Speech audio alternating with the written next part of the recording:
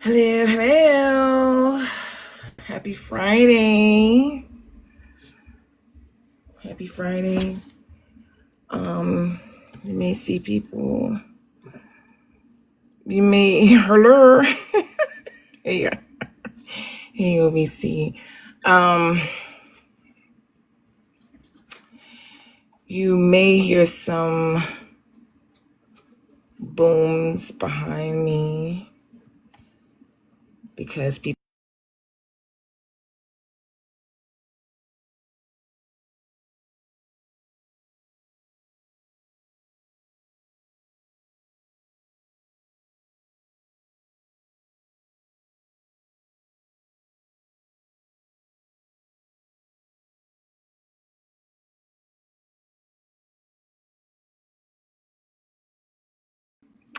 back here are mocking me on what I said.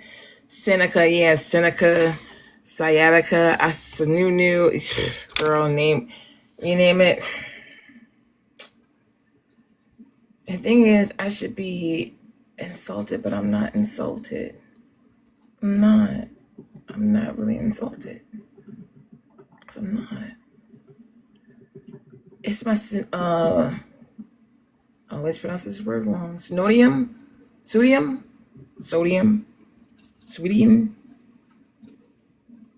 Well, it's my other side of me that Seneca is very sassy, even though the other one, some of y'all met the Sukiyana one. And I hope you like my shirt. It says never forget pseudonym. Pseudonym. I love you. Pseudonym.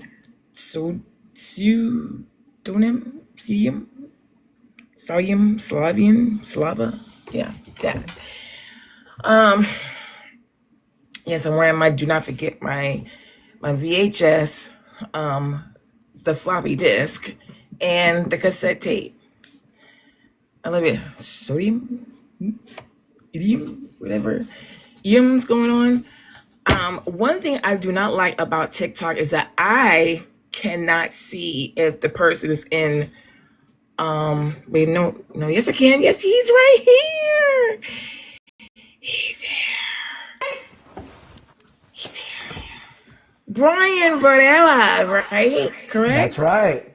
Let's see. How do I? There we go. Did I say your name right? Yeah, you got it. I cannot hear. Hold on a minute. Oh, let's see here. I cannot hear you. Turn your volume on and off, like your mic on and off. And see that help. Hold on. Can't hear me either. Yeah, and I hope you're on your phone or you hear him. Okay, you know what? Wait a minute.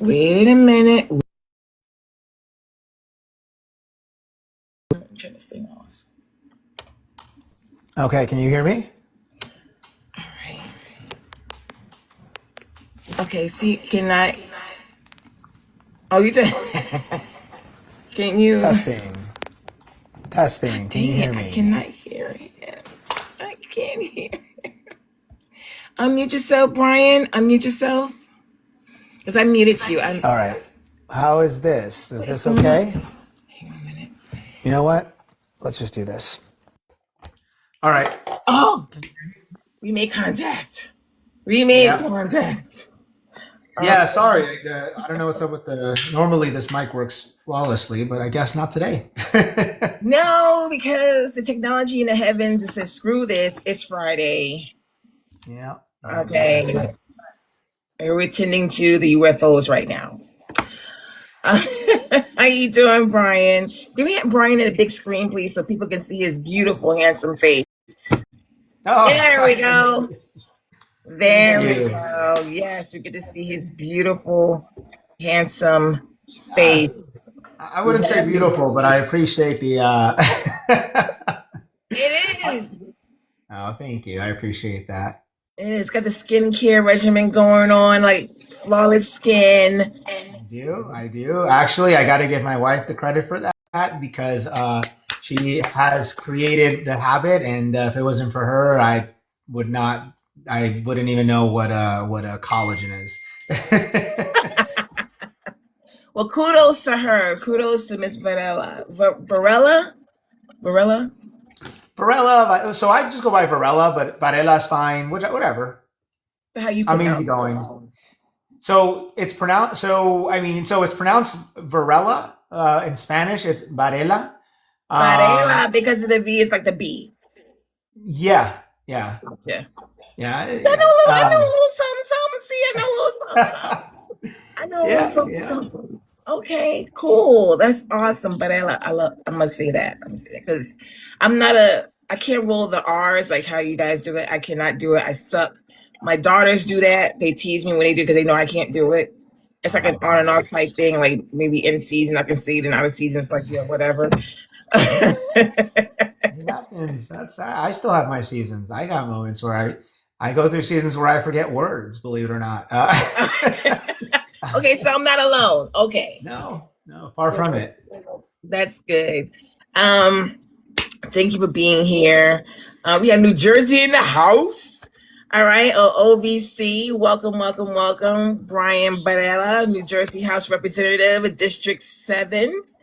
Thank you so much for joining us. And we're going to, I'm going to do the opening and then I'm going to ask you an icebreaker question. And then we're going to go, we're going to introduce yourself. You're going to introduce yourself and then do some questions. And then we're going to have 2 sets of rapid fire questions. How does that sound? Perfect. Let's do it. All right. Cool. All righty then. So everybody tap the screen. Everybody tap the screen. Are you sharing it out with your followers, Mr. Beretta? How do I do that? Okay, so you see that big huge arrow going like this, like going to your right. So you get Yeah, I to see go it. on that, and then whatever follows, don't do a group, do it separate. So like you can pick your whoever you want and then send it separately. Because TikTok has been acting kind of funky lately. Just Oh, pick so I can share. So I can share this like with individuals because I've got like add to yeah. story. I've got reposts. So don't do those. Do just share with people You here. could do that too if you want to. Share it out. Share it out because I'm gonna do the same. Share it out. Everybody share it out. Let So I people guess I'll just do a repost. You could do a repost. And You then I'll can do add an to your add to story. story. You can add to your story. And that will bring you back. All right. Cool. And yep. And then you can add to your followers, whoever you want to follow to see this here. So we want to welcome everybody to OVC, our virtual town hall. All right, OVC means our vote counts. So want to welcome you all. So OVC is a nonpartisan movement uniting Americans from all walks of life to empower voters, support candidates of integrity like Mr. Varela here, and ensure every voice is heard. Through education, outreach, accountability, and action, we're building a strong democracy, one informed vote at a time. Join us. Your vote is your power. Ladies and gentlemen, let's put in the chat the clapping emoji of Mr. Varela being in the house, New Jersey. Woo! District number 7 is in the house right now. Thank you, Mr. Varela, for joining us. So in the biography, well, from the research that we got from the biography of you, Brian Varela is a first-generation American entrepreneur and community advocate born and raised in New Jersey to Colombian immigrant parents who worked tirelessly to provide for their family. From an early age, he learned resilience and responsibility, even helping manage his household and caring for his younger brother. After their mother's passing, our condolences to you and family. Brian put himself through college while working full-time and later built a nationally recognized small business, which was named one of the fastest growing businesses in the country by Inc. magazine. So Inc. INC. All right. So he is a devoted husband and father who often speaks about the importance of family, perseverance, and opportunity. Once again, we have Mr. Varela in the house. And Mr. Varela, what else can you tell us about yourself? We already know about your skincare regimen. We already know about that. So what else can you tell us about Mr. Varela? Something fun. Like what is it about Yeah. you? And what made you run? New Jersey. What made you run? So I have always looked at public service as one of the ways for impact. So when I was in college, as you know from my bio, I'm someone who had to work to pay my way through school. I'm also a proud beneficiary of Pell Grants, which leads into some of my other policy stuff. But when I was during that time period of my life, it was tough, and I remember just reflecting on the point of life and what's the purpose, why are we here, and what I came to was very simple. The point of life is impact, right? It's how are you leaving the world better than you found it. And at a young age, I couldn't tell you the difference between a councilman and a congressman or anything like that. But I did know that it was something in public services is what called to me. But I always thought I'd be a lot older. I thought I'd be like in my 50s and have my businesses established and all of this stuff. But then came life as it does, it hits you with surprises and unseen situations. And I think for this specific race, I mean, the combination of the Trump administration coming back into power, really my fear for the future, and I genuinely believe that right now what we need is someone who's a fighter. I think that we've seen on the national level how Democrats, some Democrats, a lot of Democrats haven't really met the moment. And I think that it's time for a new generation of leadership, a younger crop. And so here we are. In a lot of ways, I actually think that the crisis that is Donald Trump is what got me up to this point, right? And what I mean by that is that we need something to counterbalance just the atrocities that this administration is committing, the attack on working class and middle class families, the disregard for our democracy, the terrorization of our immigrant brothers and sisters, the attack on seniors and Medicaid and Medicare and Social Security. I think that we can't have this. This can't keep happening. And in this district, we've got a congressman who's very absent right now, unfortunately, for medical reasons. But even prior to that, it's a gentleman who does not hold town halls. He is someone who has been absolutely silent, especially when the administration has attacked this district, whether it's attacking funding for a huge infrastructure project that was, I mean, we're talking about 200,000 union jobs, $16 billion in regional economic impact. This is a congressman who was silent on an ICE detention facility here in the district, a detention facility, by the way, that even the Republicans didn't want. That's not leadership, right? That's someone who's cowering to Trump. That's someone who is very much putting the Trump and his administration forefront as far as responsibilities go, and someone who's more loyal to the White House than he is to his constituents. And so, just like a combination of all of those things have led me to this point. And I will say that when I launched this race, I very much understood we were coming in as an underdog, right? I'm not an establishment Democrat. I am not the DC Democrat. I'm not one of these national corporate Democrats, right? I'm in someone who's an outsider, right? I'm someone whose parents were Colombian immigrants. Someone who grew up very blue collar, didn't go to an Ivy League school, doesn't have friends down in DC, and so I knew that it was going to be an uphill battle. But here I am, a little over a year later, and I'm proud to say that I've emerged as one of the front runners in this race. As a matter of fact, in spite of not being the establishment Democrat or the DC Democrat, I've managed to build the broadest coalition of anyone in this race. I've been endorsed by over 80 Democratic leaders, spanning the entire ideological spectrum. People like Mayor Ras Baraka, who is arguably the progressive leader in the state. But I've also been endorsed by very moderate Democrats that are winning in Trump double-digit areas, right? And I think that the reason that I point that out is because people are signing on to our campaign and they're supporting us, and they're putting their names on the line, right? Because they're not supporting the establishment pick, and I think that really says a lot about the type of campaign that we're running. Furthermore, we've been endorsed by some major national names, right? We've been endorsed by Andrew Yang. We've been, he ran for president in 2020. We've been endorsed by Tom Perez, who is the former DNC chair, as well as the former Secretary of Labor under Barack Obama. We've been endorsed by Labor, right? We've been endorsed by 32BJ SEIU. We've been endorsed by Make the Road. We've been endorsed by Latino Victory. So in spite of not being the insider, we've built one of the biggest coalitions of this race and hands down the broadest coalition of this race. Wow. What a mouthful. Like, oh my goodness. And I know somebody's going to ask this question. Are you taking money from PAC? From the PAC? No. I was the very first candidate in this race to reject corporate PAC money.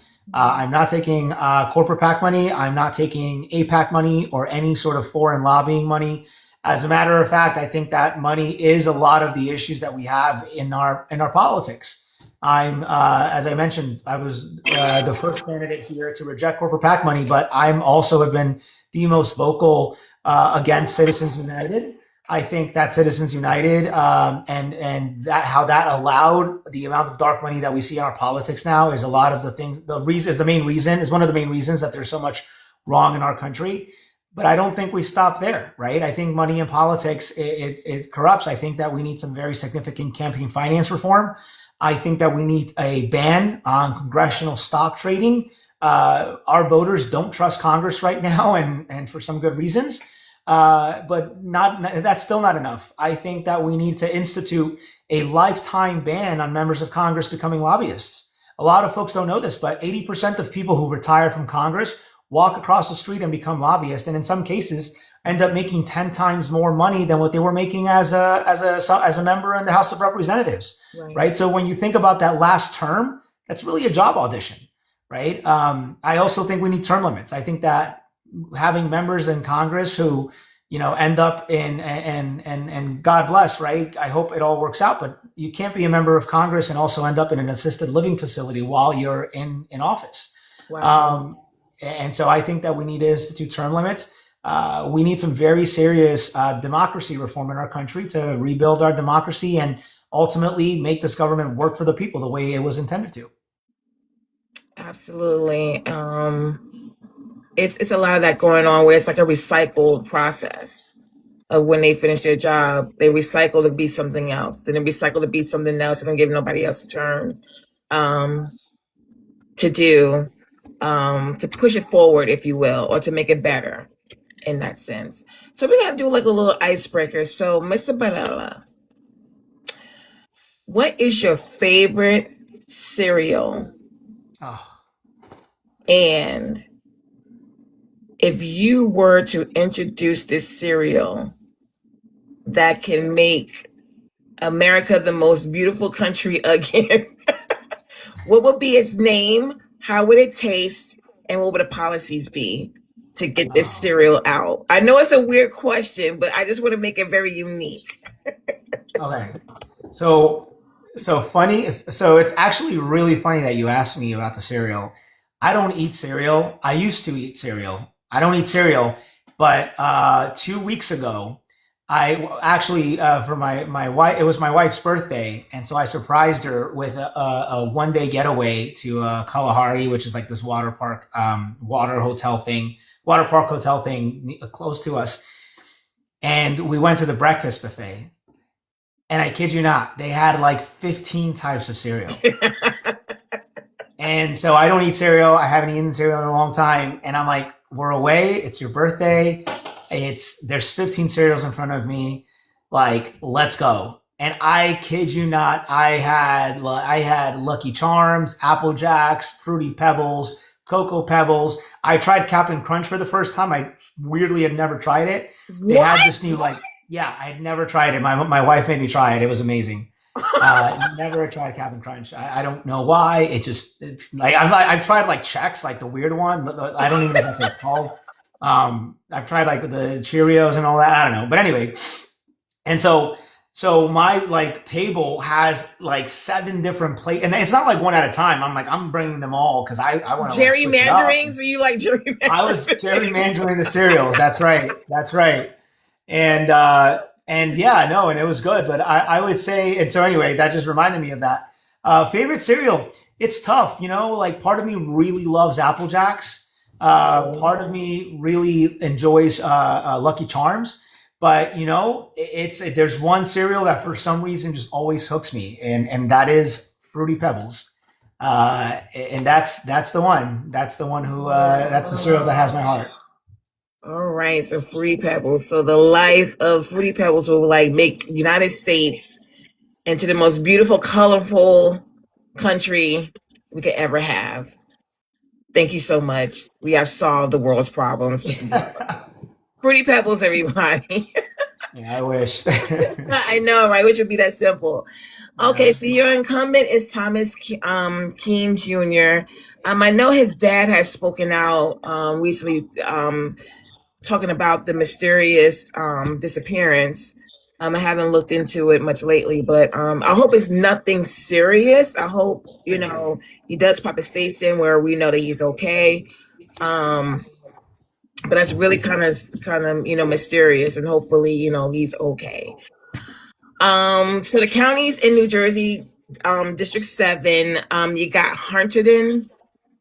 Am I pronouncing it right? Hunterdon, Warren, Morris, Somerset, Sussex, and Union. Those are the parts of the counties that you are responsible for. Because I'm originally from Long Island, Hempstead, from New York. So I'm originally from there. So I know a little bit about New Jersey. New Jersey and New York has this friendly competition and friendly rivalry, you know. But that's neither here nor there. So your demographics is 789,000 residents in your area. Is that How many did you say? 789,000? Yeah, that's about right. So and the median age is 43. Okay. So the median household income about 132 to 134,000, and it's one of the wealthiest US districts. The racial makeup is 70% white, 12 to 13% Hispanic, Asian 8%, Black 5%, and other there's 4%.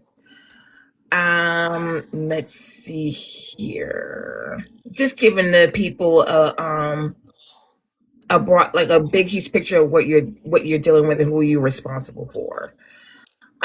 So we're going to talk about economy. So New Jersey District 7 is one of the wealthiest districts in the country, with median household incomes around $130,000. Yet many families here in places like Somerset and Union County say housing and property taxes still feel unaffordable. So what specific federal action would you support to lower the cost of living for middle and upper middle class suburban communities? Yeah. So I will tell you that there's a lot of policies that I believe in that would actually help not just middle and upper middle class families, but also working class families, right? One of the issues that's near and dear to my heart is universal childcare. We've got families in this district that their cost for childcare is the same, if not even more than their mortgage. I mean, it's pretty drastic, and so I think that when we can implement something like universal childcare, and I've got a policy about it on my website, I believe that childcare is not simply a family issue or societal issue. It's addressing an economic issue, right? And I'm talking about the entire economy, because ultimately, if you have universal childcare, you can empower parents to work. If parents are working, they are now generating more income for their family. They're able to save for college. They're able to go out for dinner an extra night a week. They're spending more around their communities, right? That spurs small business. That spurs the local economy. But then we're also thinking about the kids, right? And the fact that kids are going into a good universal childcare, right? A good childcare center. They're starting their academic careers off on a strong foot, which increases the probability of them having academic success down the road, whether it's finishing high school, getting their bachelor's, maybe seeking an advanced degree. But ultimately, what you're looking at is a program that is empowering our members of our society to become more productive, right? Whether it's the parent working and then advancing their careers and getting promotions, or investing in themselves and getting an advanced degree, or whatever they're doing, right? They're ultimately investing in their ability to be productive. And then the same thing goes for the kids. And so I think that it's entirely an economic issue. And I think that investing in universal childcare is not just the right thing to do in the short term and helping families now, but it's also advancing U.S. Economic interest in the future. Then there's housing, right? Right now, I speak to a lot of voters whose kids still live at home, and maybe the parents, or most parents, are kind of happy. The kids aren't, and they're not living there by choice. They cannot afford to buy a house, right? When they are, first of all, the houses are too expensive. If they do get out there, they're competing for starter homes with private equity firms that have millions of dollars, right? How are you going to compete with when your opponent has millions of dollars to spare? And so what I propose is banning private equity firms from hoarding single family homes. And I've got a policy around that as well. I also support a first time home buyer tax credit. But I also think that when it comes to housing, the biggest dent that we can make is in the amount of supply. And so we have to build more housing, right? And there are federal programs that exist right now that actually provide the financial resources to do so. But so there's community block grants, there's the home program. Those funds are actually also allowed to be used to repurpose existing infrastructure. And here in the district, we've got an abundance of warehouses that are just sitting there. We've got, what feels like abandoned strip malls. We've got low tenant, high vacancy commercial buildings. And so if we can use federal funds to repurpose existing infrastructure and turn those into housing, right, we're addressing a supply issue. The supply issue is going to bring the cost of housing down, and it's going to make life more affordable, right? Here in New Jersey, like in other parts of the country, I'm sure that you're probably seeing it, but we're seeing the cost of utilities skyrocket, right? Gas is through the roof. It's a shame.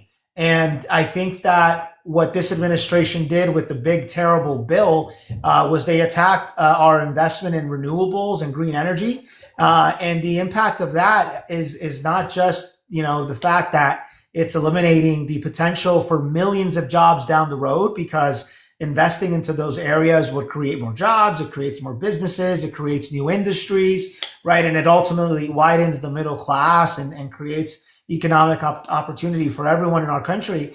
But in the short term, it's part of the reason why we're going to see our utility rates and energy bills continue to skyrocket, right? We know that when it comes to renewables, that those are one of the many methods that exist that'll allow us to bring our cost of living down. And I could literally talk about affordability for hours, but just off the top of my head, those are some of the ways I would tackle it. The last one that I want to mention, and I kind of want to give this one a special star here, is healthcare.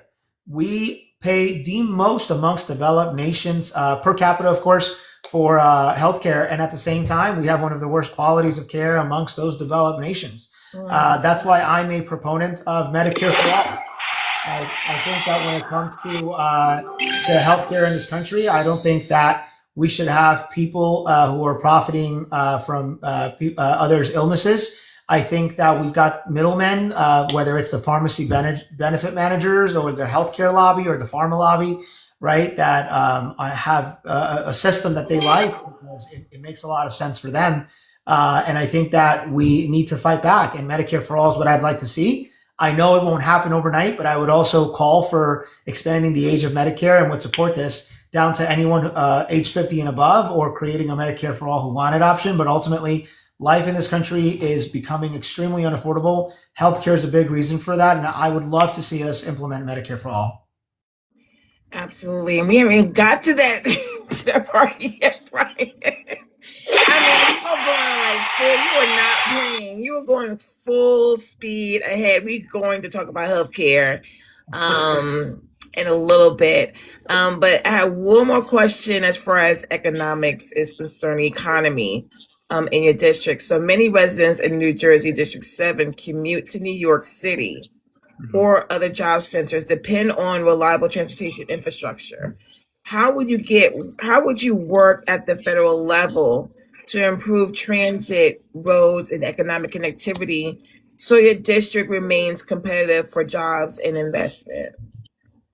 Yeah, so I think when it comes to housing, you can't really talk about building housing without including transportation, right? We've got housing going up and especially and all over the district, right? But it's hard for people to move there if they can't get to work, right? If there's no economic opportunities in those areas. And so I think that when it comes to housing, we have to be very strategic and ensure that transportation is factored into the whole equation, right? But even in our district, we've got so there's a part of the district have pretty decent transportation, but then there's other parts where it's almost non-existent, if at all, right? I was talking to voters earlier today when I was out in the field, and we were talking about the fact that if they want to go into New York City, it takes them 2.5 hours, right? We're talking, if you have a car, we're talking like an hour drive at most, maybe, right? Probably less than that, as a matter of fact, right? But for them, it's 2.5 hours because it's very difficult, right? They have to drive to get a bus, and then from the bus they get to the train, and then so it's really challenging. And so I think that if you really want to make this region of the country and turn it into a stronger regional economy, we've got to invest in expanding our infrastructure, especially around transportation. I'd love to see a one-seat ride into New York City from different parts of the district. But I also think that we just have to be more strategic with if we're building housing, right? How accessible is it? Where's the nearest train station, right? If there is no train station that's near, how are we getting people back? How are they then getting from where they are to those train stations, right? Whether it's investing in more busing or things like that. But no, transportation is absolutely a big deal in this district. And I'll tell you that's one of the reasons I think that we're going to be very successful in November, because Trump, out of spite, attacked something that here called the Gateway Tunnel Project.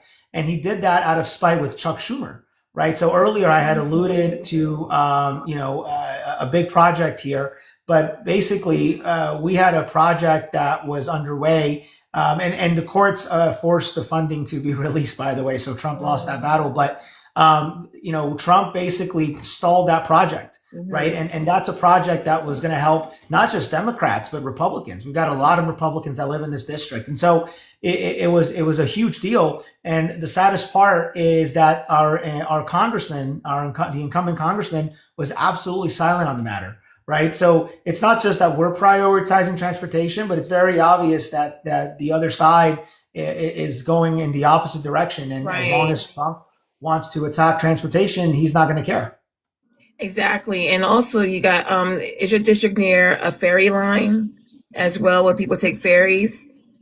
No. So our district stretches from the border of Pennsylvania all the way to the border of New York City. Oh, but it touches a small part of that tail. It's down to Linden, which there's ports and stuff out there, but it's not like a ferry type of situation. Gotcha.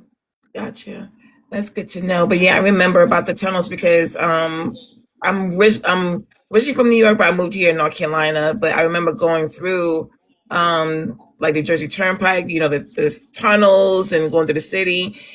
And there are some tunnels that need some work. They need some work, because God forbid if you see like some water spewing out, you're in a big world of trouble. Okay.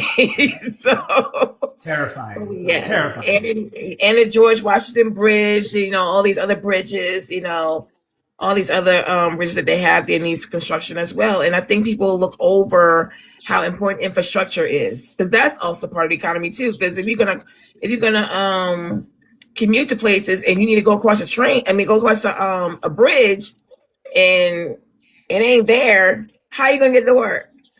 And especially if it's not remote. So all these things kind of, intertwine together. So thank you for answering those questions. To the people in the chat, please tap the screen. Hello, everybody. I'm here with Mr. Brian Varela. He is representing New Jersey House District number 7. Please share it out. Please like the live. Please get the host. Give Mr. Brian here, and if you want to give me, you can as well. If you have a question on economy, please come up and please be respectful with your questions, even in the chat, okay? So since there are no questions being asked about economy, we are going to move on to constitutional rights. Now, we're going to move on to healthcare, because I know you want to do that. We'll move to healthcare real quick. Excuse the sun, my window is right here, and every time I try to move, the sun is like catching me on the side here. So sorry about that. So let's see here. About 16% of people in your district are foreign born, and many families speak a language other than English at home. How will you ensure federal health care programs are accessible and culturally responsive for diverse communities in your district? Medicare for all. I mean, I think that's just the simple solution, right? I think that when it comes to healthcare, it's a human right. You know, it shouldn't be a privilege.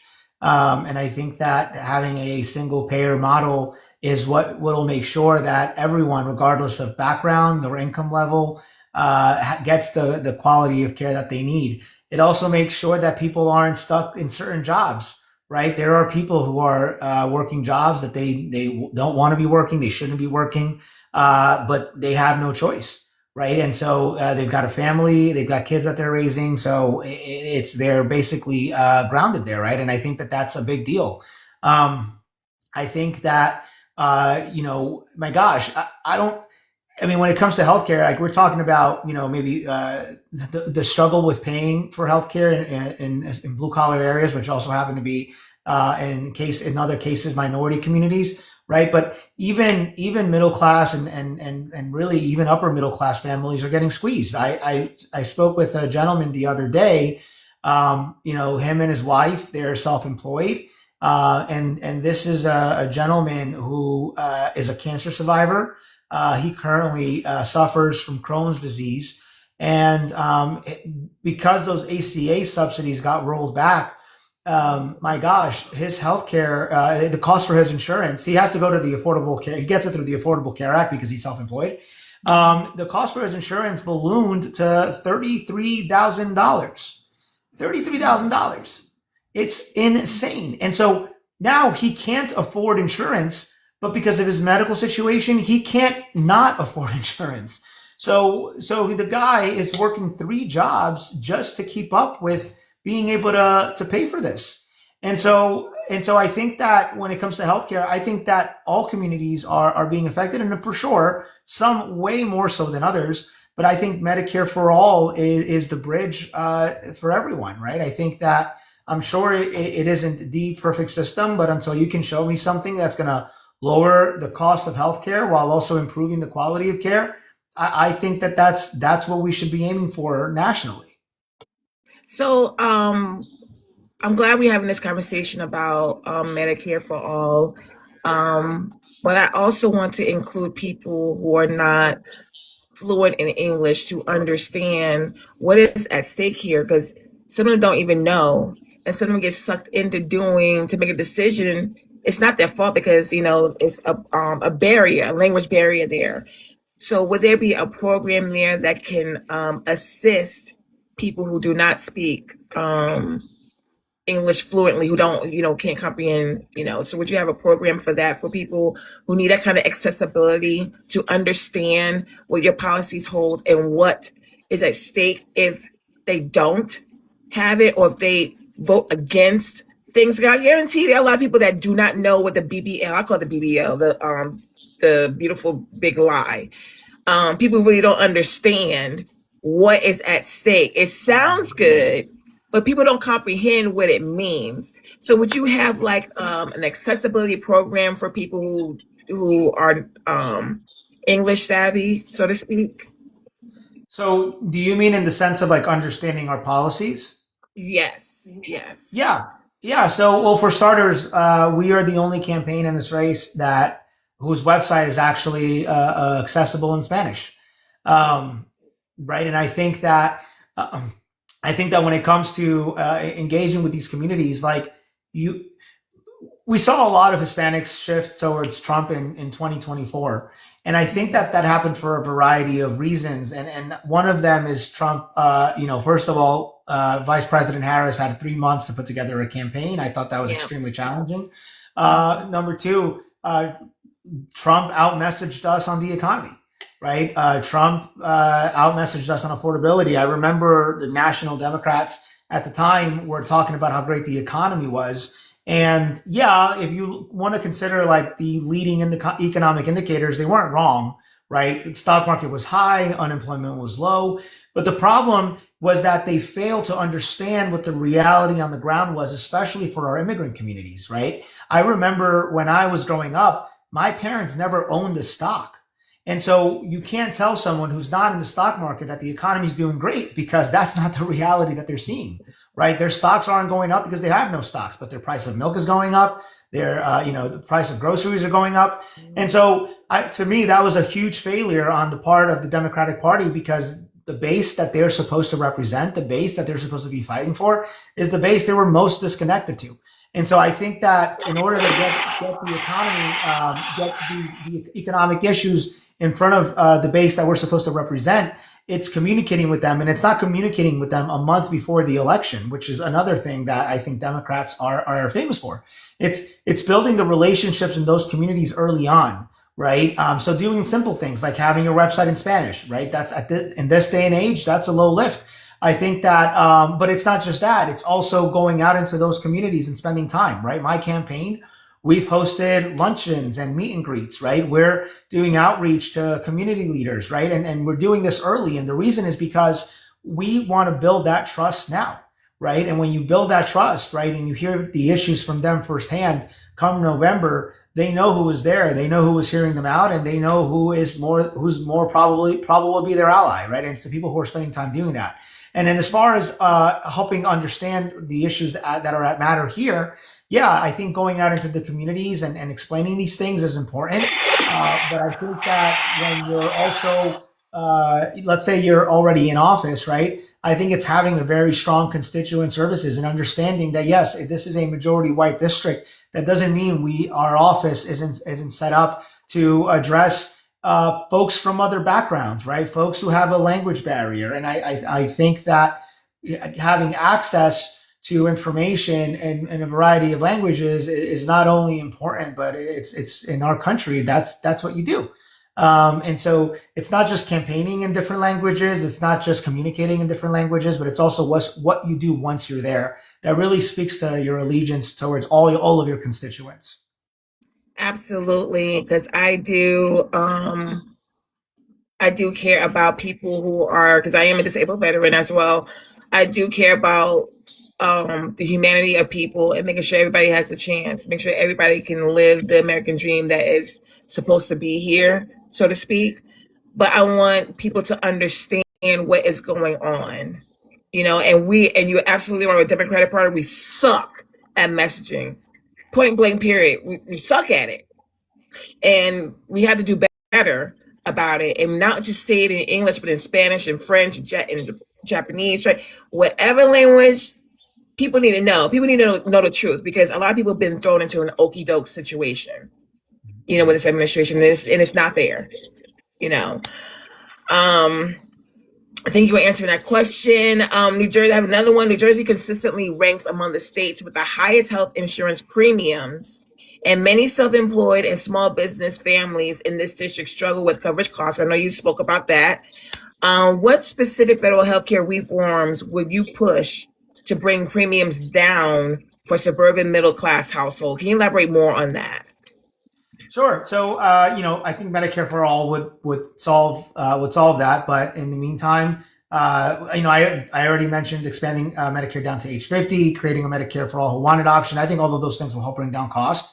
But I think that there's some other things we can do, right? I think that empowering Medicare to negotiate drug prices would be huge. I know of a lot of people, especially seniors, who are paying, a king's ransom for their prescriptions, right? We've all heard the stories of people who are rationing their medicine, right? Things like insulin, right? We've all heard those stories, right? And so I think that empowering Medicare to negotiate drug prices would also really lighten the burden of keeping up with your medical expenses. And then there's some other ideas out there, right? Like I know folks have talked about reference-based pricing. That's something that makes sense to me. There's other ideas out there like outcome-based pricing, which that one is a little bit dicier. I've heard good and bad, but I could see how that could also lower cost and improve the quality of care. But look, also, I will support anything that improves the quality of our care while reducing the costs, right? But I mean, at the end of the day, I think when you're talking about reducing the cost of healthcare across the board, it is absolutely Medicare for all. Absolutely. Thank you for answering that question. We have Miss Ayana explains it all. How are you, Miss Ayana? How are you doing this lovely Friday evening? I am well, Sianka. How are you? It's just I'm me, feeling Ayana. great. I love the background. I love it. Yes, I love it. Thank you. Okay. As you can see in the chat, Mr. Varela, people don't tend to agree on what the best plan is for this universal healthcare or healthcare in general. We just know that it's expensive no matter what we choose, and people are not getting healthier despite how much we're paying, which we're paying the most out of the developed nations. We're paying the most, and we're still the most unhealthiest. How do you suppose you're going to convince the other side? Because it's going to have to be bipartisan, I think, if we're going to get anything passed.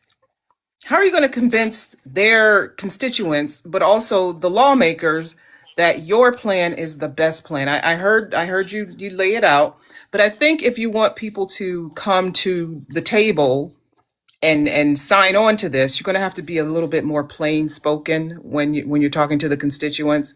How are you going to convince people that your Medicare for all is better than what was the other option, a single payer, or I don't even know what else. I don't think we, oh, so I explained, I was sharing how we could have like a Medicare for all who wanted option, or expanding the age of Medicare, down to 50, Yes. but those are just steps towards Medicare for all, right? So like I would absolutely support any of that if I had to vote on it today, right? It's moving us in that direction.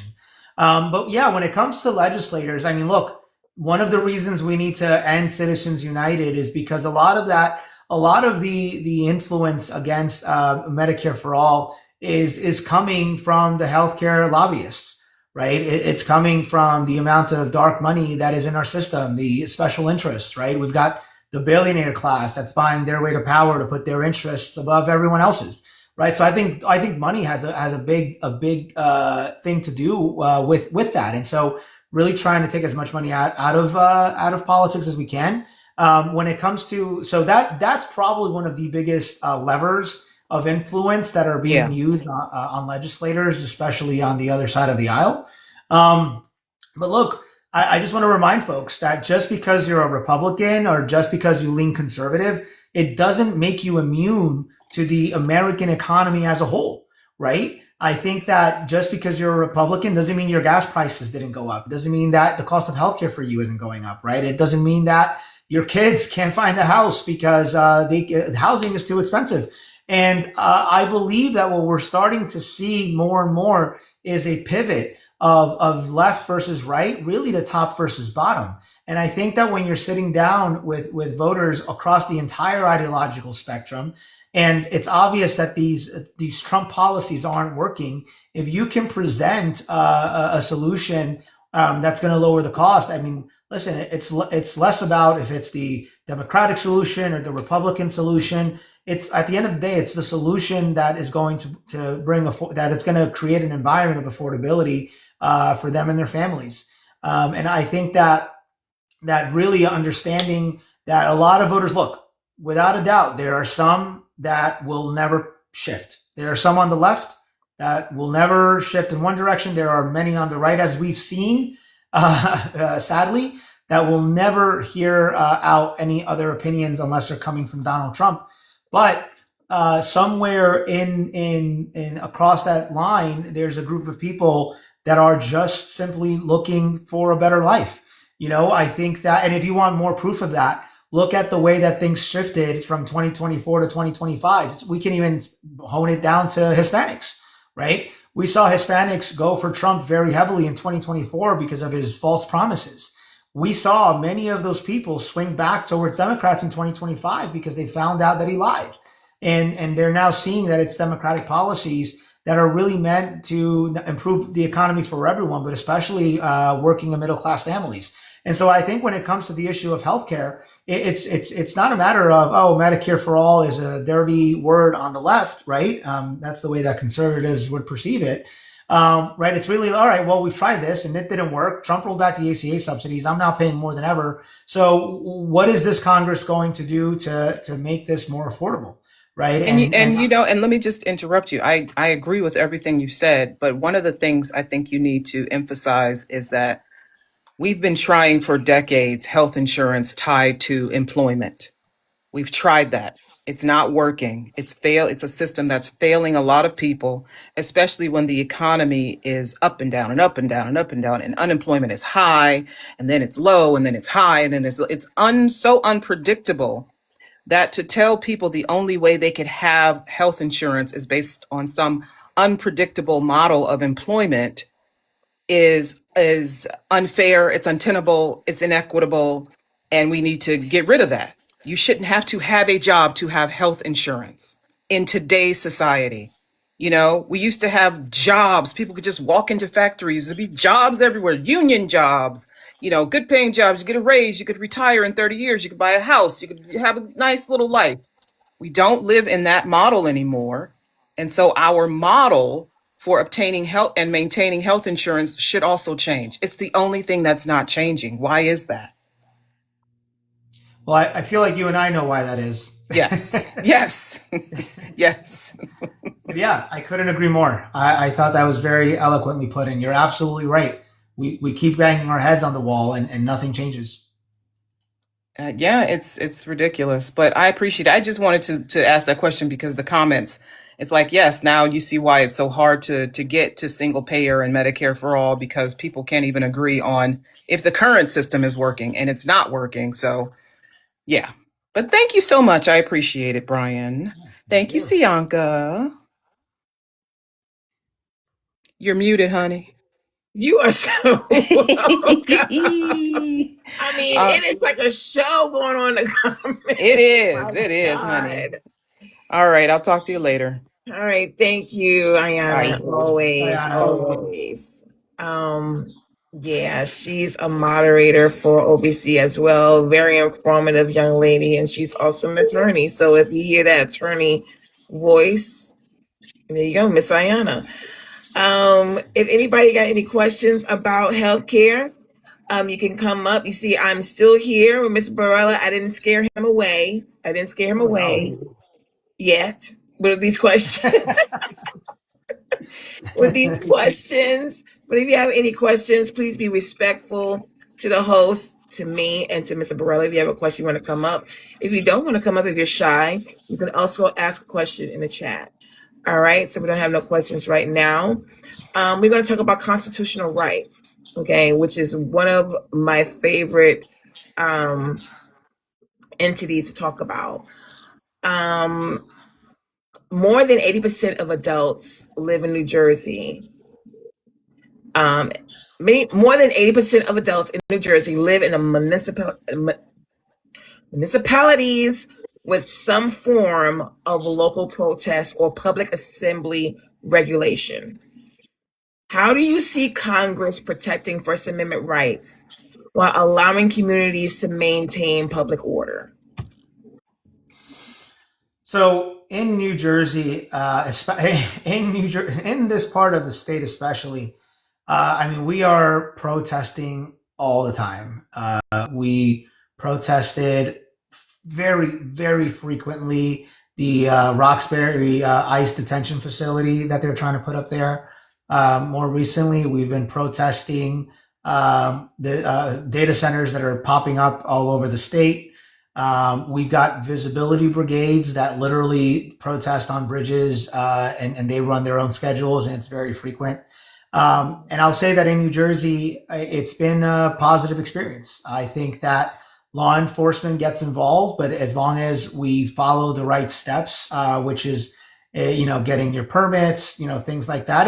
And don't get me wrong, some towns do try to limit it, like in Newton up in Sussex County, the town council basically tried to pass some crazy things that would, that seemed, if you read it and didn't know what was what, it seemed very rational. But if you've organized, that that's going to like basically stymie any chance of protesting. But that outside of that example, for the most part, it's been okay here. I think that when it comes to free speech, it's important to make sure that we are protecting it, across the whole ideological spectrum, right? One of the things that we've seen lately is that, especially with everything happening nationally, is that free speech it was never the founding fathers of our country, right? They never intended it to protect the speech that everyone agreed with, right? They intended it for the speech that created dialogue and that challenged the way that we think, right? And that informed people. And I think that it is one of the most American things. It's one of the most American things about this country and our culture is how people are willing to utilize their right to free speech and their right to organize. And so I think as a member of Congress, it's just really looking out for any legislation that infringes on that, right? I know here in New Jersey, and across the country as well, right? We've seen an attack on books, and we've seen a lot of book banning, right? And it's very important that we don't. If you think about what countries were burning books, they don't really have a very solid track record, right? And for us to find ourselves in that position is terrifying. I also think it's limiting the way that our kids are educated and trying to basically attack science and what we can and can't teach in classrooms, right? I think that those are things we have to be mindful of and really trust our educational professionals to know what is important and what should be covered in in our institutions. I think that looking at listen, I'm not for hate speech. I personally detest hearing hate speech, no matter what side it's on or who's saying it. I never think it's okay.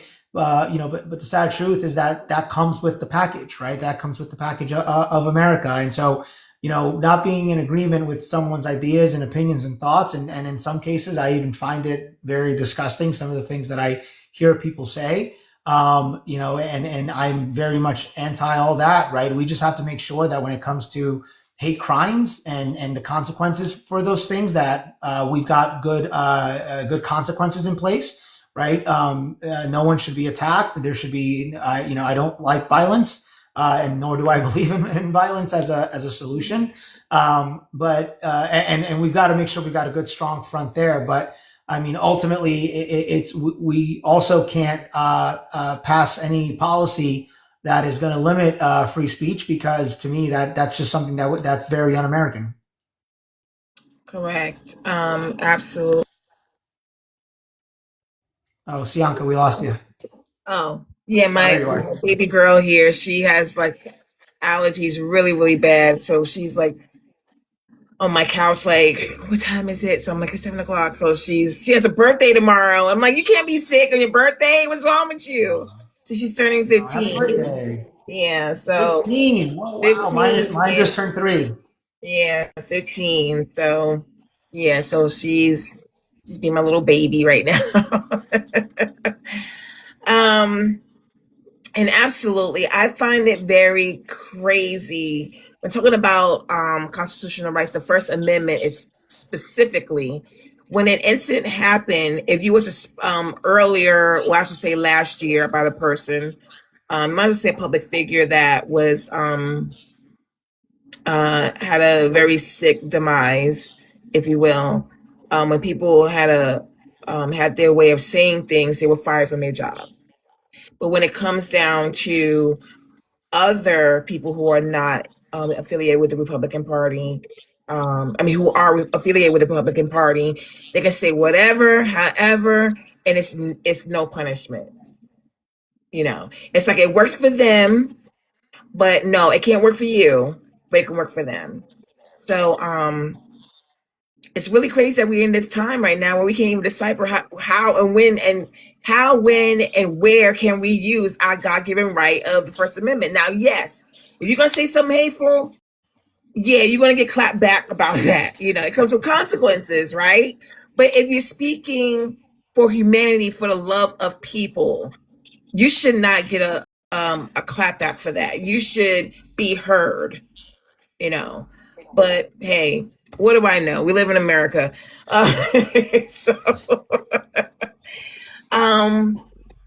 your district includes commuters, professionals, and small business owners who rely heavily on digital tools, and concerns about government surveillance and data privacy keep growing. What federal protections would you support to defend Fourth Amendment privacy rights in the digital age? Man, these are some good questions. Look, I Kudos to think, Misty, one of our researchers. I'm gonna put her name out there. yeah, great job. Great job. Look, I do all types of, my gosh, the number of forums and that I've done have been, I can't even tell you how many, the meet and greets, so we get a lot of questions, and no, these are very good. Look, I think that we are seeing right now an administration that is coordinating with AI to try to get information on us.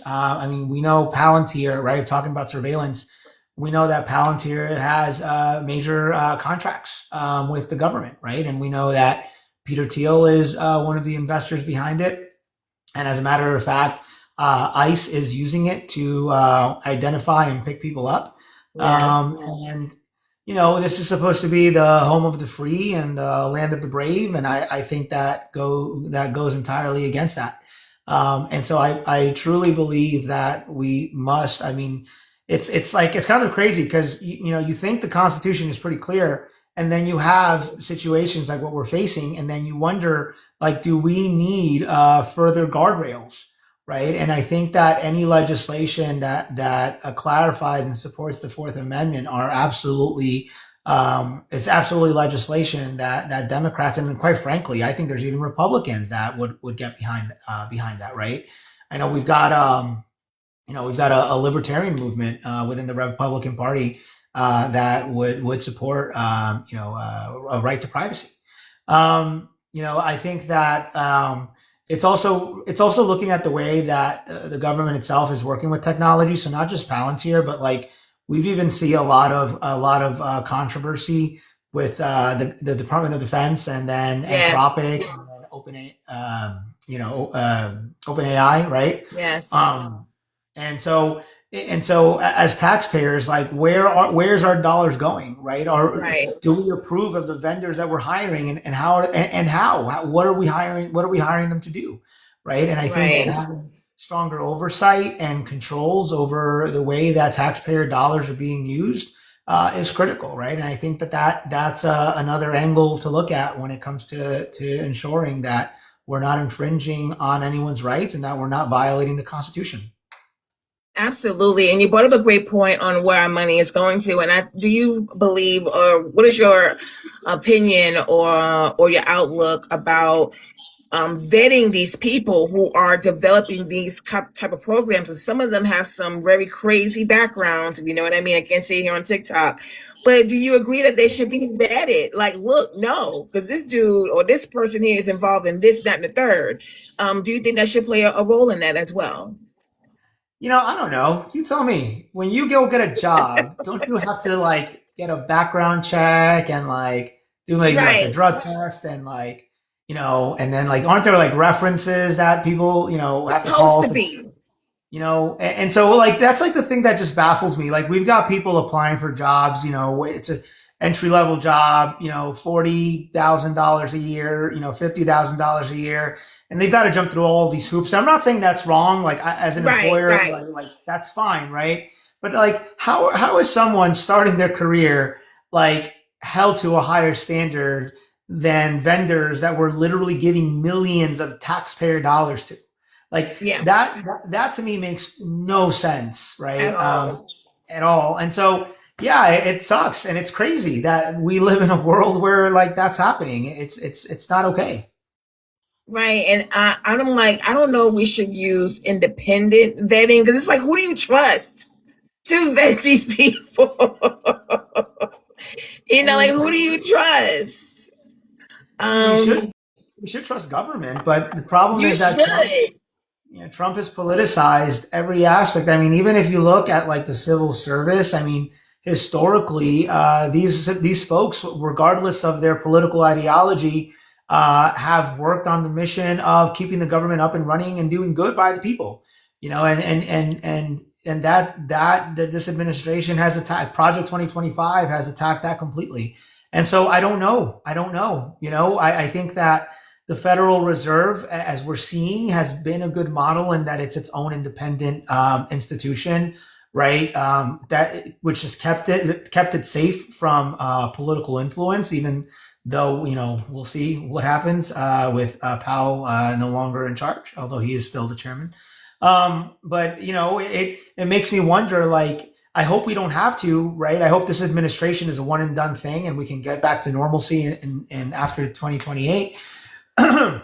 But maybe not, and maybe it's time to rethink the way that government works and what truly needs to be outside of the executive branch, right? And what are things that are meant to be standalone institutions. And I don't have a clear answer for what that would look like, but I think that that's where our thinking may need to begin evolving out to. Absolutely. Thank you for answering that question. We have Joni here. How are you doing, Joni? Hey, Sianka. I'm good. How are you? I'm doing pretty good on this lovely Friday evening. You have a question for Miss Varela? I do. Yes. So Mr. Brian, we were talking about, well, y'all were talking about AI and Anthropic and the surveillance state that we're pretty much dealing with. So lately, I have seen, because I'm in Texas, I've seen a lot of local cities try to, like, the citizens go to their city councils and they try to, like, protest. And there's quite a few that show up and protest, like, more data centers being built and things like that. But then it just seems like even local government is ignoring their citizens. So what do you think we can do to fight back on this? Because it just seems like it's the people that are against it, and it's a lot of people that are against being surveillanced. It just seems like we don't really have like a voice when they don't listen to us like this. Yeah. So we are having similar issues up here. And I mean, there's one situation that has been up here that's been super shady. Um, it, there's a town up here where they basically started passing ordinances and they started rezoning like certain lands, and people didn't really know why, right? There was nothing like public about it. There wasn't information. It was just decisions that a local town council was making. And as time went on, and lo and behold, more things started surfacing, and new documents started appearing, and then folks realized that the town council was basically priming this specifically for a data center.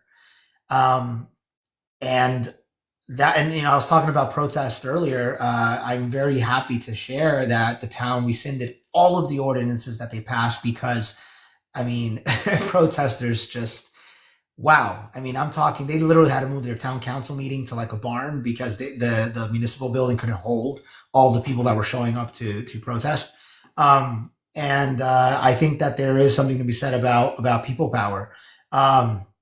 And up here, like some of the issues that people had, I mean, I think surveillance is a big deal, right? And people surely care about that. But, Up here, the main issues that I was hearing wasn't even like surveillance itself. And just for the record, I'm pro AI. I think that AI, if properly regulated, could actually help us build a very beautiful future. The problem is that right now they want to let it run wild with no regulations. And then, gosh, who knows what that's going to do to us. But I am pro AI if it's done the right way. But the problem right now up here, and this is what a lot of people are feeling, it's surveillance is obviously something that is a factor, but even more so, it's the impact on the local communities, right? Affordability. I think that's like one of the key issues in everyone's mind right now.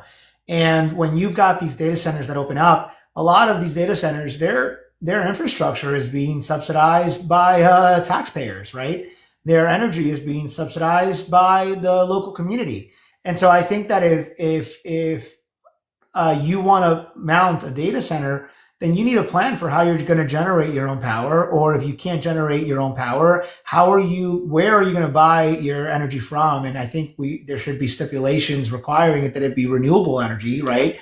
The infrastructure, right? They should be responsible for building out their own infrastructure. This is not something that should be subsidized, because ultimately, when you end up seeing is these data centers go up, and then the local neighborhood, their utilities go up because now there's a higher demand for energy. So I think that's a big issue. Another issue as well is around water. These data centers require a lot of cooling. I mean, my goodness.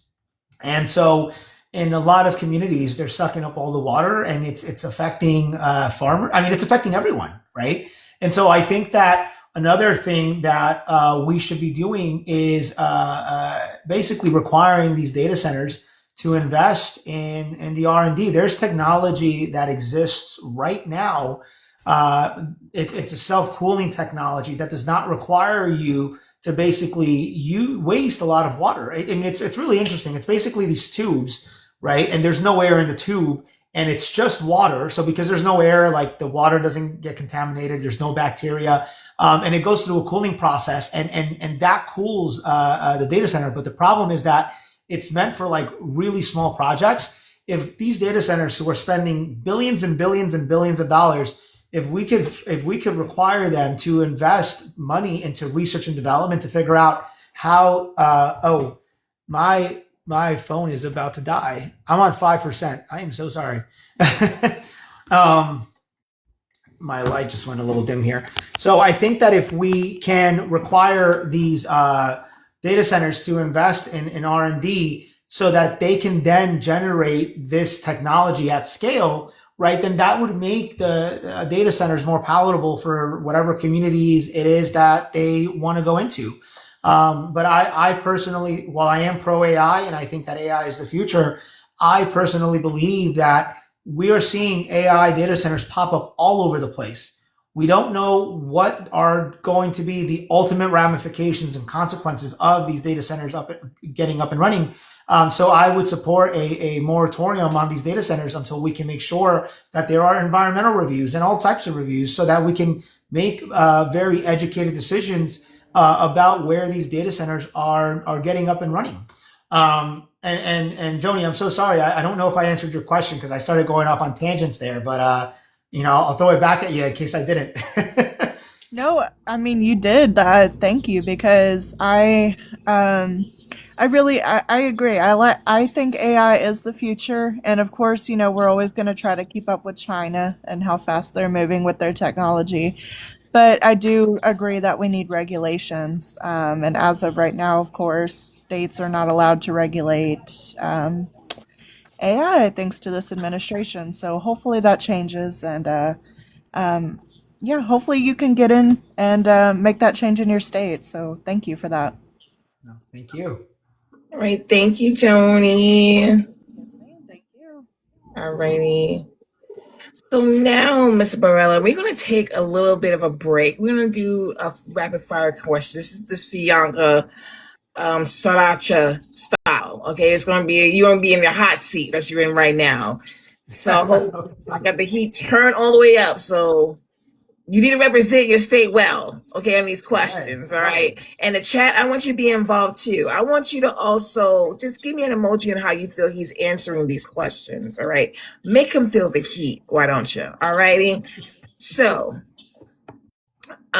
should the SALT deduction cap be fully repealed? Yes. All right, so for people who don't know what SALT is state and local tax. That's what SALT means. So, not the hip hop group Salt and Pepper. So, SALT reduction. All right. Let me see. We already did that. So, New Jersey Transit failing commuters or improving? Starting to improve. Okay. Should corporations buy up single family homes? Yes or no? No. Alrighty. Are Democrats losing suburban voters? Yes or no? Corporations should not be buying single family homes. And what I mean by that are large corporations, not like a mom and pop who set up an LLC to buy like a 2-family house. All right. Okay. Sorry. Just I wanted to clarify that. What was your the next question? Are Democrats losing suburban voters? Yes or no? No. All right. Biggest mistake Congress has made in the last 5 years? We don't have time. Okay. All righty. So is Washington too old and disconnected? Yes or no? Yes. Should Congress have an age limit? Yes or no? Yes. Should members of Congress be banned from stocks trading? Yes or no? Yes. Is healthcare a right? Yes. Should prescription medication prices be federally capped? Yes. Should student loan interest be eliminated? Yes. Alrighty, and I'll give you a little bonus here. Finish this sentence. District 7 deserves a fighter. Boom, there you have it. So he survived. You did all right. You did all right. Okay.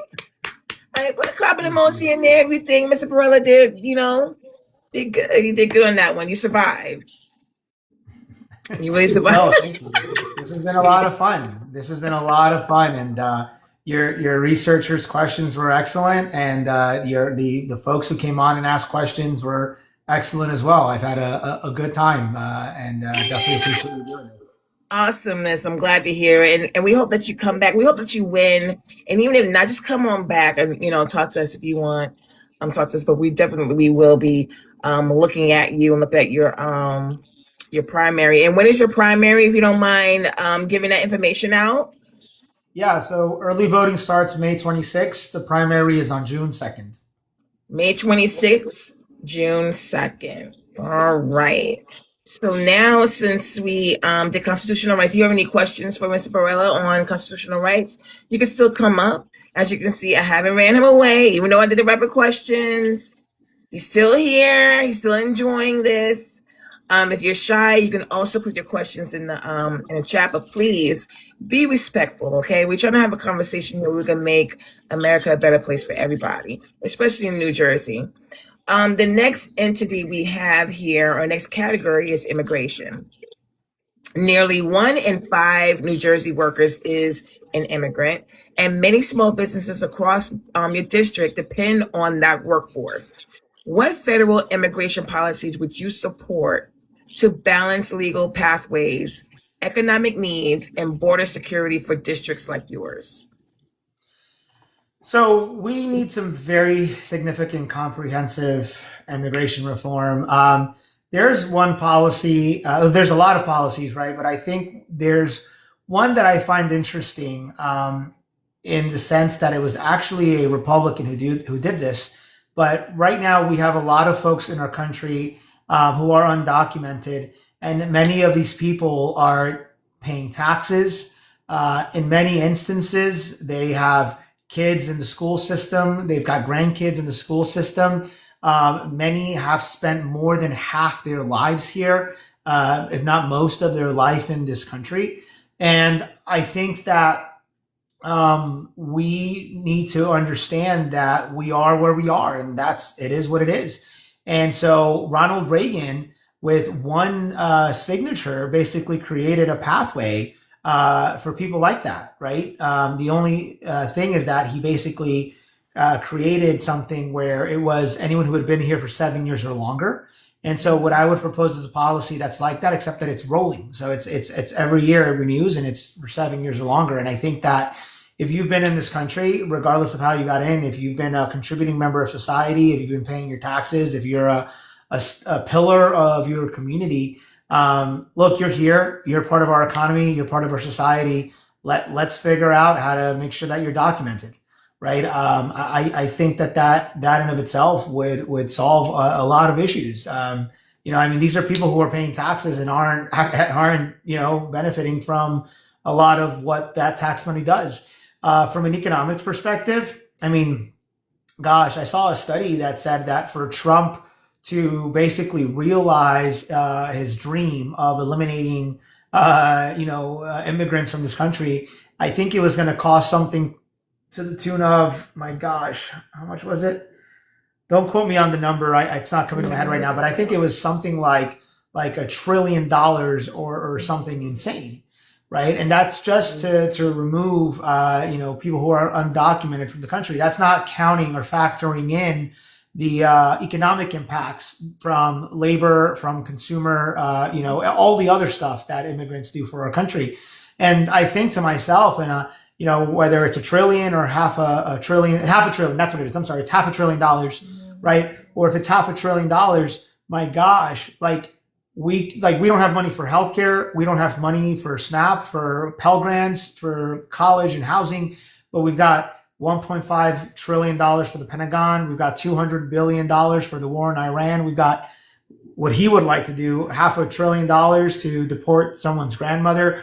To me, that's crazy, right? And I just think about how much good that money would do to our country and to people here who are struggling. And so, I think that as taxpayers, we should be pissed, right? I kind of joked around about someone's grandma being deported, but that's true, right?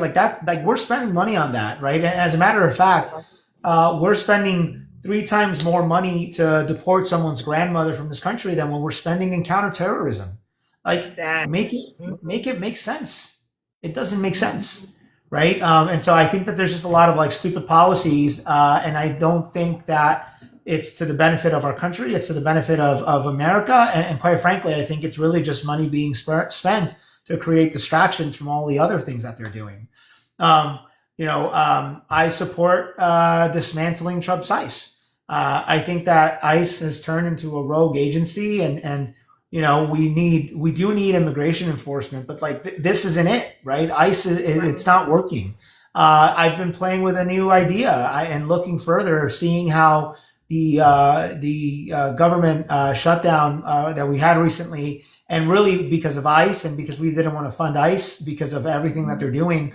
And then we saw how that's shut down the Department of Homeland Security, right? And so I think DHS as an organization, after post 9/11, the way it was created and everything that was brought into it, I think it's too large.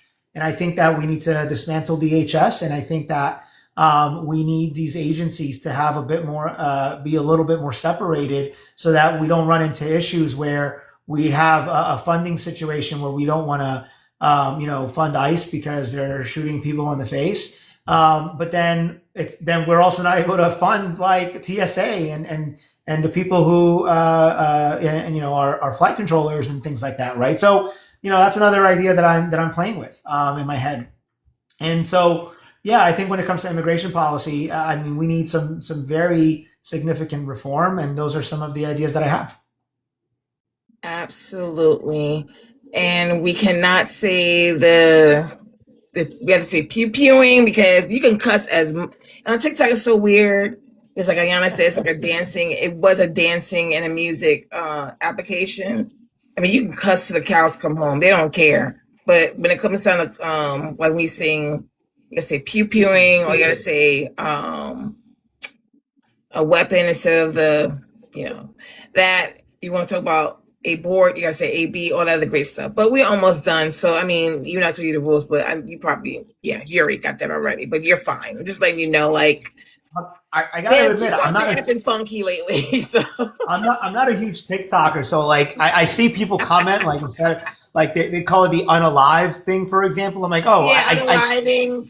Yeah, I see why they're doing it, but like but no, thank you. I appreciate that. You're teaching me. You're teaching me many things, Bianca. I'm trying to teach myself, and it's a lot. Oh, lives myself, because you're the constant. You got to talk like you're talking to elementary school people. Look at that. That's awesome. What is it? That was a shell warrior. Somebody gave you a shell warrior type, Voltron type thing going on. Oh, Our cool. Transformers going on. That's awesome. So we have so we almost running out of time. I want to talk about public safety real quick, and then that'll be the last thing. Then we go to the fun thing, rapid questions. So New Jersey's violent crime rate is about 195 incidents per 100,000 residents, well below the national average, but many suburban communities in your district still worry about rising car theft and property crime. What federal public safety priorities would you advocate to keep districts like yours safe? Yeah, so I am a Moms Demand Action gun sense safety candidate. I received the designation, and I mean it's just so I've got a 3-year-old, and I've learned that the number one cause of death for kids in this country is not cancer. It is not food insecurity. It is not anything like that. You're like, oh, I guess I can, kind of see that. No, it's actually gun violence. And the fact that as a country, we know this to be a stat that is legit. I mean, there's no one disputes that fact, right? And that we are still not implementing common sense gun laws. I mean, to me, it's just unbelievable. It's sad, honestly. New Jersey, which by the way is actually like an example of a state for like gun sense, common sense gun laws. Like I own 2 guns, and there was a process that I went through, and I will tell you, like I'm actually like just shocked that like no one checks in with me, like like am I okay? I don't know. I just think like if you're gonna have like weapons like that maybe like an annual 15-minute Zoom with like a therapist, right? I don't know. And that might be controversial, but like, I don't understand why. And in New Jersey, we're supposed to be good about like our laws, right? And so I think that I'd love to see things like that, but right now we've got some things that have more mass appeal, right? And I think it's banning bump stocks, right? We've got a guy here the guy I'm running, our incumbent congressman, who basically voted to put stabilization braces back on the streets, right? And that's like this thing where you could like put a gun, like a pistol on it, and it basically turns the pistol into the equivalent of like say weapon, Brian. You gotta say weapon. You gotta say weapon. Sorry. Chat. I just no, the TikTok gods don't. TikTok, I'm kidding. Okay.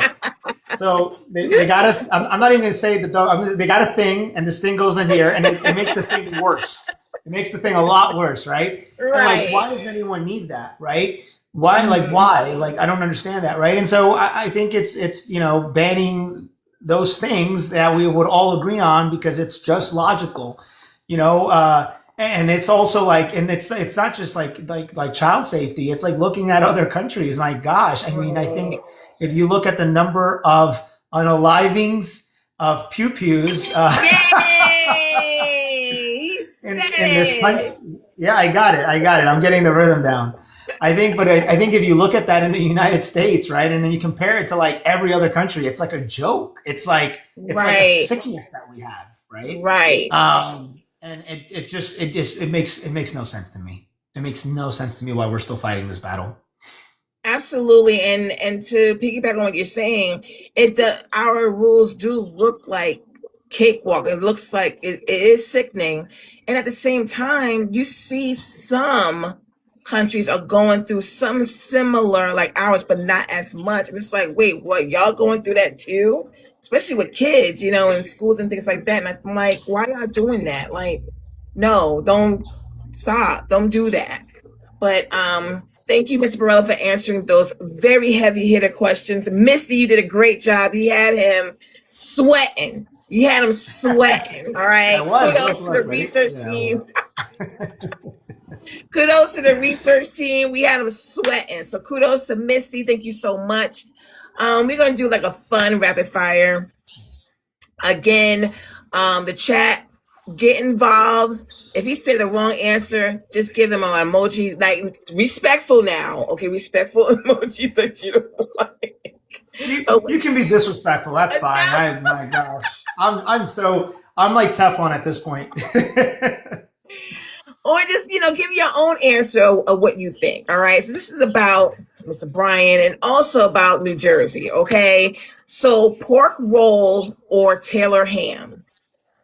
Oh my gosh. What about Taylor ham? All right. What is Taylor ham? I never heard of Taylor ham. Taylor ham so it's pork roll and Taylor ham is the same thing. It's just they call it, so if you're from the northern part of the state, you call it one thing, and if you're in the southern part of the state, you call it another thing, and like that's like the battle. Okay. Yeah. Okay. So up north we call it Taylor ham. I believe I call it Taylor ham, so I'm pretty sure up north we call it Taylor ham, and then down on the other end of the state we call it a pork roll. Pork roll. Okay. All right. Wawa or Quick Check? Ooh, Wawa. Coffee or energy drinks? Coffee. Debate or compromise? Oh, I will compromise 10 times out of 10 if I could. I love common ground. I don't like conflict. Unfortunately, most of the time I'm debating, not because I want to, but because I have right? to. Yeah. Group chat muted or active? Muted. Too bad we didn't have that here, because you probably like, what is going on? Let's see here. Let me give you another one. Those are pretty good that you did. Oh, that's it. That's what they gave me. Okay, so thank you, Mr. Brian. Thank you so. Oh yeah, Z would mute a group chat. But Mr. Varela, you've been an amazing guest. Please give it up. Please give a clapping emoji to Mr. Brian Varela. And I have a couple of more questions, like closing questions. So I got one question. So they're going to be undecided voters. They're going to be some people that may sit out, which I hope they do not. Okay. What about? Well, I'm going to put this in here. Gerrymandering. Is there any kind of gerrymandering issues going on in your state, in New Jersey? Oh my gosh. So I got into politics because of my interest in good government reform. And so I'm just prefacing by saying that I have literally given presentations against gerrymandering. It's not something that I believe is in the interest of this country. I think it is bad for our democracy. But with that being said, right now I feel like we've been left with no choice but to fight fire with fire. And what I would say to you is that in New Jersey, we have less of an issue and more of an opportunity. New Jersey is a very blue state. Right now, the map is, what are we? So it's 12 seats, 9-3. So it's 9 Democrats, 3 Republicans. And if we need to, we have the ability to redraw the map to make it 11-1. where we can pretty much, I mean, so right now it's 9-3. Out of the three, one of those is the ones that I'm running for, and I think we can win that. But we can Okay. still shore it up to make it bluer. So here's what I would say. It's an opportunity. And with that being said, I support fighting fire with fire. But I also would say that when we take back the House and we're in a position to do so, we must implement a national ban on gerrymandering. Exactly. And hopefully you guys take the Senate too. Hopefully you take both. But if not the House, then the Senate. So, we got to get this thing done. And Yeah. so can you elaborate on where can people reach you? What's your campaign website? People can donate, that can help you with the finances, because you're doing an awesome job. I wish I was there living in New Jersey. I can vote Oh, for we'd you. love to have you. No, thank you. You can follow us here on TikTok, Varela for NJ. So that's my last name, Varela, the number 4, NJ as in New Jersey. Those are all. That's my Instagram channel is the same thing. My Instagram handle was the same thing. My gosh, I sound like I'm old. And then our website is it's varelaforcongress.com. So it's Varela with 1 L. You can donate on there. We're also always looking for volunteers. We've got text banking opportunities. We've got phone banking opportunities. We'd love to have you help us with social media as well. So you can go on our website and volunteer through there. If you do, just let me know. I'd love to know if anyone comes from this channel. So just shoot me you should probably be able to access my TikTok. So just shoot me a message if so. Or if you have questions, just message me and I'm always happy to chat. Awesome. Thank you so much, Mr. Brian. But I'm gonna say it, Varela. I just gotta get my Spanish up to date. It's kind of old. Yeah. That's It's gotten better since we started. Thank you so much. Stay right there, Mr. Varela, because we have another town hall on Tuesday, on May 19th. That is going to be with West Virginia Senate District, the State Senate District number 15. That's happening Tuesday. So, Mr. Varela, if you're not doing anything, come join us again in the chat. Chat with us. Get dirty with us in the chat, since it's not going to be muted. It's going to be active. So, so join us. We're gonna have a doubleheader Tuesday on May 19th. We have Miss Elizabeth Ferris, who is running in West Virginia for State Senate District 15 at 6:00 p.m. Eastern, and then we're gonna have North Carolina, which was where I live at right now, U.S. Congressional District 9, Mr. Richard Ojeda, at 9 p.m. Eastern. So we're going to have a double header on Tuesday. So, Mr. Varela, if you don't have anything to do, you want to invite your friends, come on, invite your followers, come on over. You do not have to be from these states to participate. We love to have everybody here. Everybody in this chat, please invite somebody or a whole bunch of people and let them know what is going on. And this is a chance for you to challenge, like how I challenged Mr. Brian here tonight. So challenge him. They work for us. They work for the people. Okay. Right. So, and they try to do the best they can. They're going to try to do the right thing for humanity, for people, for your kids, especially for your kids, your environment, all that great stuff. We also have this town hall, Ms. Varela, will be posted on YouTube. So you can follow us on YouTube. So maybe like in a couple of days, probably like tomorrow, it may be up. But just, follow us on YouTube and catch up and see this recording in. You can post it on your website as well. Also, we are everywhere. If you want to follow us, we are on YouTube. We are on the gram, Instagram, but my children call it the gram. TikTok, as usual, as you see right here. We're on Facebook as well. We are also on Threads as well. And Ms. Varela, join us on Discord. We have a Discord account. I have accounts where there are other candidates and other constituents who are talking with each other and exchanging ideas and what can they do to improve policies and things of that nature. It's also a community as well for people who want what's best for humanity in this country. And also, if you want to be a mod, people in the chat, or Mr. Varela like me, if you want to be a mod, you can DM OVC. Let them know. We have moderators like me. We have researchers like Misty. Misty did a dang one thing for Brian with the questions. You could be on a research team. You can also do the graphics. Graphics right here. Big up to Misty as well, and to the graphic team. Also, if you want to host like OVC, look, we will train you. We will not throw you out to the wolves. I promise. We will train you. Also, we have Sunday. Sunday is a round table. Do you know what days, Ayana? I don't have the dates with me, but Mr. Varela, we're gonna personally invite you to come back. It's not a round table. Oh, what is it? I'm sorry. It's not a round table. So, but we have the dates out. Come and join us because they're going to be people. It's going to be about redistricting. That's the subject. It's going to be a special show. Thank you, my mods. Thank you for keeping me straight. This is why we need more mods to keep me straight. I need a whole lot of them. So we're going to be talking about redistricting. It's from 3 to 5 Sunday. So, Mr. Varela, if you're not doing anything, you can also join the chat.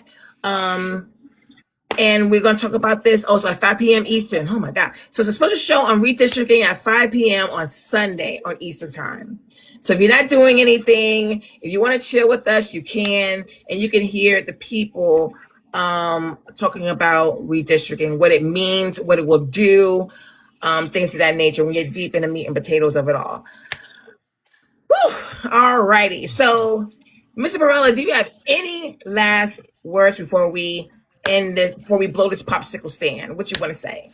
No, I just want to give you a shout out, Sianka. This has been a great interview here. I really appreciate it. Big shout out to your researcher, Missy, because those were awesome questions. You'd think she's from Jersey, honestly. And thank you for everyone that hung out here. I really appreciate you hearing me out. And I hope that you make your way to our website. Again, we would love to have you volunteer for us. Follow us on our channels, and I look forward to being back on at some point. Awesomeness. And she is from New Jersey, actually. She lives in West Virginia, but she is from Jersey, so that's where her superpowers came from to challenge you. There you go. All righty. So thank you all. Thank you all for coming. I'm gonna give you. Oh, you from Southern? Oh, she's from Southern Jersey. Okay. Oh, that's all right. All right. Got a competition going on. All right. Got a rivalry going on. Healthy. All righty. So, thank you to OVC for hosting. Thank you so much. Thank you to the chat. Thank you for the love. Thank you for the gifts. Thank you for gifting our guest here, Mr. Varela. Thank you for gifting me. I really appreciate it. And thank you for gifting the host. Thank you for having a healthy conversation in the chat. Yes, Moa Dives. Montiez, okay. Thank you so much. Thank you to everybody who participated. Thank you. We're about to end this live. I'm going to say this about OVC. OVC is a nonpartisan movement uniting Americans from all walks of life to empower voters, support candidates of integrity, and ensure every voice is heard. Through education, outreach, accountability, and action, we're building a stronger democracy, one informed vote at a time.